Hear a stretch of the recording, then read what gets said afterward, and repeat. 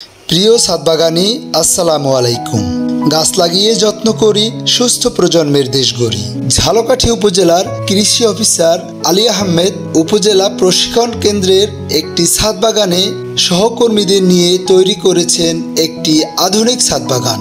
বর্তমানে আম, মাল্টা, থাই সবেদা, পেয়ারা, আদা সহ বিভিন্ন ধরনের মৌসুমি কৃষি চাষাবাদ শুরু করেছেন।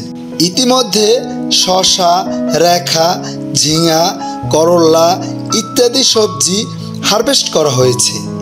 সাধারণ উপায়ে কিভাবে পোকামাকড় নিধন করা হয় সেটি এই ছাদবাগানে লক্ষণীয়। আমি যদি আমাদের এখানে যে ফলগুলো আছে, ঝিঙে আছে, তারপর দুন্দুল আছে, দেখবেন অনেকটাই এইগুলো আলানো আছে। এবং এটা হলো আমাদের হলুদ আছালো ফাঁদ। যে ফাঁদটা আমরা বলি যত ধরনের মাছি পোকা আছে সব মাছি পোকাই এই হলুদ কালার দ্বারা আকৃষ্ট হয়। দেখেন, আপনি এটা দেখলেই বুঝতে পারছেন যে কত পরিমাণ। এখানে আমার মনে হয় 1000 খানেক হবে, 1000-এর কম হবে না, এত মাছি পোকা কিন্তু আটকেছে। এই জন্য কিন্তু আমরা যদি এই ধরনের ফাঁদ ব্যবহার করি, আমাদের কিন্তু আসলে কীটনাশক বা বালাইনাশক খুব একটা প্রয়োজন হয় না। আমরা মাটি কতদিন পর পর নিড়ানি দিতে হবে?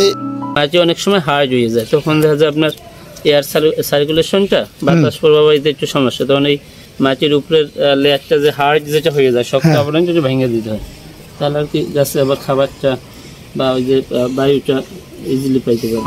ঝালকাঠি উপজেলার এই ছাদবাগানে কোন জাতের ফলের গাছ রোপণ করা হয়েছে? আমাদের উপজেলা কৃষি অফিসার স্যার জনাব আলী আহমদ স্যারের উৎসাহে আমরা এই ছাদবাগানের পরিকল্পনা করি এবং স্যারের কাছ থেকে বিভিন্ন রকম সহযোগিতা নিয়ে পর্যায়ক্রমে আজকে আমাদের বাগানের এই অবস্থান। এটা হচ্ছে চিয়াংমাই জাতের আমের চারা। তো আসলে চিয়াংমাই এখন বাংলাদেশে অনেক পরিচিত একটা ফল। আমের ভিতরে এখন সব জায়গায় এই আম চাষ হচ্ছে। ঝালকাঠি উপজেলার এই ছাদবাগানটি হতে পারে ছাদবাগানীদের জন্য উৎসাহের উৎস।